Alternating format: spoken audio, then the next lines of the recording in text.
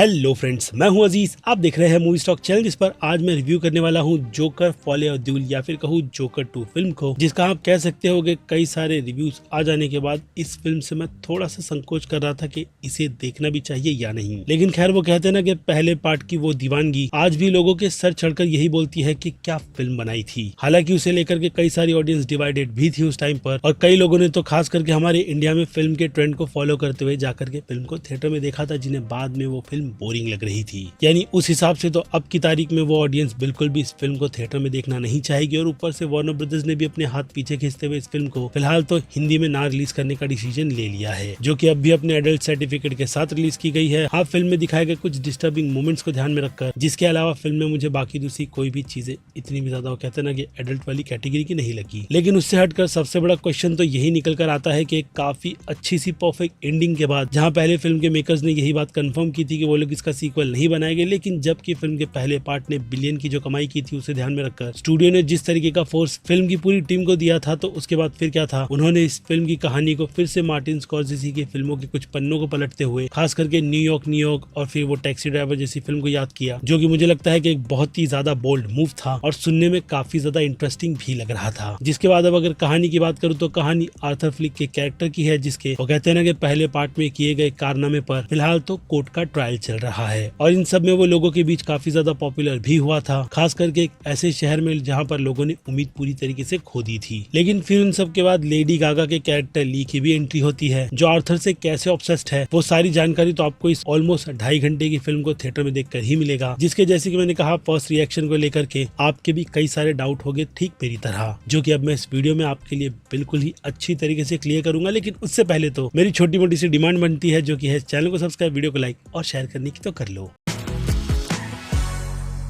So friends, तो शुरुआत करता हूँ सबसे पहले पॉजिटिविटी से, जो कि यहाँ सबसे पहले करनी बनती भी है, क्योंकि खास करके अगर पहले पार्ट के बजट को ध्यान में रखा जाए तो उसके मुकाबले में इस फिल्म का बजट ऑलमोस्ट 200 मिलियन का है। जी हाँ, ओरिजिनल फिल्म से 3 से 4 गुना का बजट, जो डेफिनेटली फिल्म की कास्ट और वो कहते हैं ना कि प्रॉफिट अच्छा खासा जो इस फिल्म के पहले पार्ट से जनरेट हुआ था, उसी को ध्यान में रखकर खर्च भी किया गया है। यानी स्टूडियो को पता है कि वो लोग किस तरीके की फिल्म कौन सी ऑडियंस को टारगेट करने के लिए बना रहे हैं, और ऊपर से जोकर जैसा टाइटल कॉमिक बुक से लेकर के जोकर के फैंस को तो बहुत ही अच्छी तरीके से थिएटर तक तो पुल करेगा ही, जिसमें नो डाउट वॉकिन फिनिक्स इस बार भी अपनी परफॉर्मेंस से तो आपको डिसअपॉइंट नहीं करते हैं। और इसके अलावा जेल में दिखाया गया जैकी का कैरेक्टर भी, जो एक हिसाब से वहाँ पर आर्थर को आप कह सकते हो कि बुली ही कर रहा है। यानी आपको जेल के कुछ सीक्वेंस में पुलिस की ट्रीटमेंट पर भी फोकस दिखाया जाएगा, तो वहीं अपना ऑलमोस्ट 70% का समय ये फिल्म कोर्ट रूम के ट्रायल में बिताती है, और फिर उसके बाकी बचे समय फिल्म में आपको गाने दिए जाते हैं, क्योंकि ऑब्वियसली फिल्म म्यूजिकल है। लेकिन जहाँ जितनी ज्यादा मैं तारीफ वॉकिन फिनिक्स की कर रहा हूँ, वहीं पर कुछ पॉइंट भी निकल कर आता है बाकी दूसरे कैरेक्टर को लेकर के, जिसके बारे में बस अभी थोड़ी देर में बात की जाएगी। क्योंकि उससे हटकर फिल्म की अगर बजट को देखो तो इस बार भी इतने ज्यादा बजट के साथ फिल्म ने डेफिनेटली हर एक फ्रेम में आपको बिल्कुल भी डिसअपॉइंट नहीं किया है। यानी ये फिल्म IMAX के ही कैमरे से सही बहुत वेल शूट की गई है, जिस हिसाब से गौतम पूरी तरीके से जिंदा लगता है और वहाँ पर दिखाए गए लोग भी। और इसी के साथ साथ फिल्म की प्रोडक्शन क्वालिटी की भी छोटी से छोटी डिटेल की भी बात की जाए तो भाई साहब,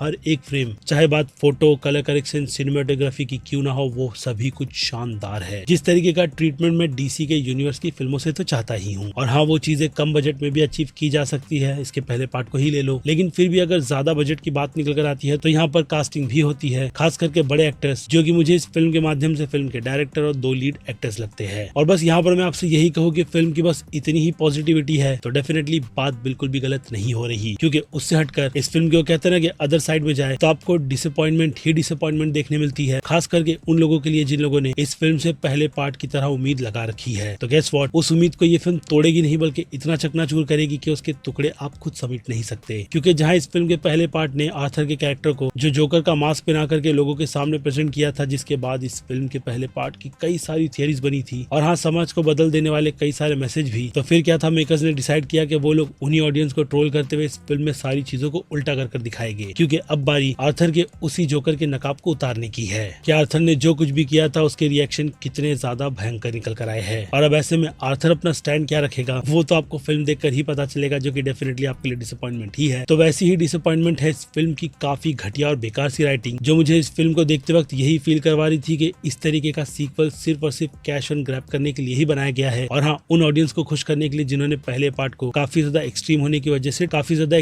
वजह से ट्रोल किया था। यानी इस बार बारी उनकी है जो लोग अब हम जैसे फैंस का काफी ज्यादा मजाक उड़ाएंगे कि अगर हम जैसे लोगों की सोच वैसी फिल्मों को सपोर्ट करने की होती है तो देख लो कि इसका परिणाम कैसा निकल कर आता है। और बस यही चीज मुझे लगता है कि हर एक फैंस को बहुत ज्यादा ट्रिगर करेगी। इसी बात को लेकर के आपको इस फिल्म से बहुत ज्यादा दूर रहना चाहिए। ट्रस्ट मी, अब ये चीज मैं बस मजाक में नहीं बल्कि सीरियसली कह रहा हूँ कि ये फिल्म मुझे लिटरली बिल्कुल भी पसंद नहीं आई है। और उसके अगर पॉइंट्स बस एक्टर की परफॉर्मेंस को छोड़ करके आपके सामने, हाँ वो जो भी प्रोडक्शन की बात थी उसे भी हटा दूं, तो लेडी गागा के कैरेक्टर पर स्टूडियो ने अच्छी खासी कैची चलाते हुए उन्हें इस फिल्म से मैं कह सकता हूँ कि उतना ज्यादा स्क्रीन टाइम नहीं दिया जितना वो डिजर्व करती थी। क्योंकि अगर इस फिल्म की कहानी जैसा मैं कि आप भी सोच करके बैठे थे जहाँ जाने चाहिए वहाँ बिल्कुल भी नहीं जा रही। बस इस फिल्म का पूरा फोकस आर्थर के कैरेक्टर को कैसे नीचे गिराना है उसी पर रहता है, जिसमें लेडी गागा का काम है इस फिल्म में उनकी थोड़ी बहुत सी प्रेजेंट दिखानी और हाँ लास्ट में जो कुछ भी वो करती है वो भी। और इसी के साथ साथ फिल्म के बेमतलब के गाने अगर आप हिंदी फिल्मों में कोसते हो कि कहीं पर भी बिना प्लेसमेंट के ऐड किया जाता है तो इस फिल्म को देखना आपको उसका एग्जाम्पल मिल जाएगा कि हॉलीवुड में अगर कोई ऐसा प्रोफेशनल डायरेक्टर म्यूजिकली फिल्म बनाने की सोचे तो फिल्म कितनी ज्यादा बुरी बन सकती है। क्योंकि अगर फिल्म के गानों को काट दिया जाए तो इस फिल्म की कहानी में मैं कह सकता हूँ कि रद्दी भर भी फर्क नहीं पड़ता। जी हाँ, गाने एक हिसाब से इस फिल्म की कहानी को बस रोकने का बहुत बुरा काम कर रहे थे। क्योंकि ऊपर से फिल्म की लेंथ और ये फिल्म जो डिप्रेशन से भरी हुई थी इतनी ज्यादा स्लो थी कि आप बीच में अगर सो भी गए तो उठने के बाद भी ये फिल्म आपको वही मिलती है, यानी कि कोर्ट रूम में। बाकी हार्वी डेंट के कैरेक्टर से लेकर के अगर उम्मीद लगाई है तो वो भी तोड़ देना, क्योंकि एक्टर डिसअपॉइंट करता है। लेकिन इसके अलावा गैरी और मैरनीन, शायद यही नाम है, वो कैरेक्टर भी आपको डिसअपॉइंट नहीं करेगा। लेकिन हाँ, ये फिल्म करती है जिसे बना करके मैं कहूंगा कि स्टूडियो ने हम फैंस के साथ बहुत ही भद्दा मजाक किया है। क्योंकि देखा जाए तो इस फिल्म का जो टाइटल है वो भी इस फिल्म को जस्टिफाई नहीं करता। और भाई इतनी बेकार सी एंडिंग जो आने से पहले ही आप समझ जाते हो कि फिल्म असल मायने में खुद का पैकअप कैसे करेगी। यानी इस फिल्म को आप वेस्ट अपॉर्चुनिटी में रख सकते हो। और अगर देखने का मन है, खास करके उन लोगों के लिए जो लोग सिनेमा को देख करके बहुत कुछ सीखते हैं, तो ये फिल्म हाँ आपको प्रोडक्शन क्वालिटी के हिसाब से काफी कुछ सिखाती है, लेकिन कहानी के माध्यम से लिटरली कुछ भी नहीं। इसलिए मेरा ओपिनियन तो आपको इस फिल्म को घर पर बैठकर देखने का ही रहेगा। जिसके म्यूजिक पोर्शन में मैंने आपको बता ही दिया है कि गाने सच में फिल्म की पेस के साथ साथ आपका टाइम भी वेस्ट करते हैं, क्योंकि गानों में मैं बिल्कुल भी इंटरेस्टेड नहीं था। और वहीं बीजीएम में ठीक ठाक सा कहूंगा। लेकिन इस फिल्म के लिए भाई मेकर्स को एक सलाह तो यही रहेगी कि अगर आपका मन नहीं है पहली अच्छी फिल्म बनाने के बाद दूसरा पार्ट बनाने का, तो डेफिनेटली स्टूडियो को मना किया जा सकता है। सिर्फ पैसे के चलते आप फैंस के साथ इतना बड़ा धोखा तो नहीं कर सकते, क्योंकि ये फिल्म सिवाय धोखे के आपको और कुछ नहीं दे रही। जिनसे हटकर अब फिल्म को रेटिंग्स वाइज बांटा जाए तो रियलिस्टिक के चलते एक्शन को मैं इस फिल्म को 5 में से 1 स्टार दूंगा। और इसके बाद बात की जाए कॉमेडी की, तो हाँ फिल्म में थोड़े बहुत कॉमेडी के पोर्शन है जो कि इस फिल्म को मेरी नजर में 5 में से 1.5 स्टार दिलाएंगे। तो वही बात की जाए फिल्म के ड्रामा की, तो ड्रामा को वैसे तो 0 देना चाहिए, लेकिन प्रोडक्शन की क्वालिटी भी आती है जिसे ध्यान में रखकर मैं इस फिल्म को ड्रामा की कैटेगरी में 5 में से 1 स्टार दूंगा। और हाँ, एक और सलाह कि अगर आपने मैडम वेब जैसी बेकार फिल्म देखी है तो मैं कहूंगा बेकार क्या होता है आप इसे देख लेना, समझ जाओगे कि फिल्म कितनी बुरी है। क्योंकि एक हिसाब से आप मैडम वेब को देखते हुए हंसते तो हो, ये फिल्म आपसे वही हंसी छीनती है और डेफिनेटली आपको सिवाय बोर और गहरी नींद देने के अलावा और कुछ नहीं कर रही थी। जिसके बाद फिल्म के सस्पेंस की बात की जाए तो मेकर्स ने जिस तरीके का अंत में कारनामा कर दिखाया है, उन्हें लग रहा होगा कि उन्होंने काफी बोल्ड और एक ऐसा तगड़ा सा डिसीजन लिया है जिससे फैंस शॉक हो गए। लेकिन मैं कहूंगा घंटा ये चीज ऑलरेडी आपने शूट कर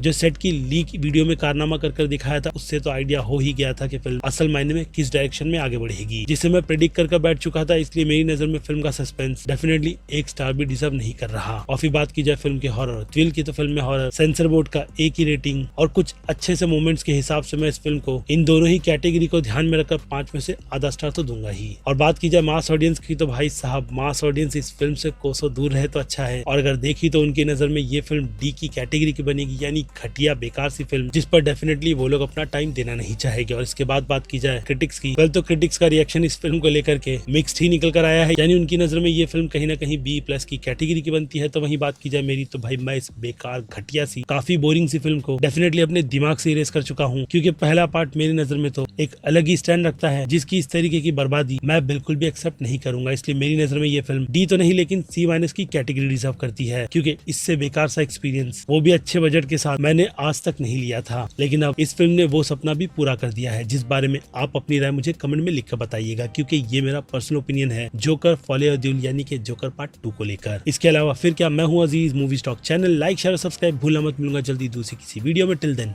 बाय।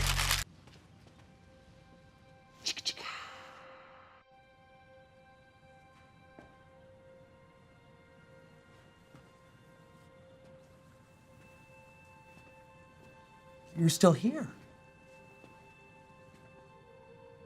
It's over.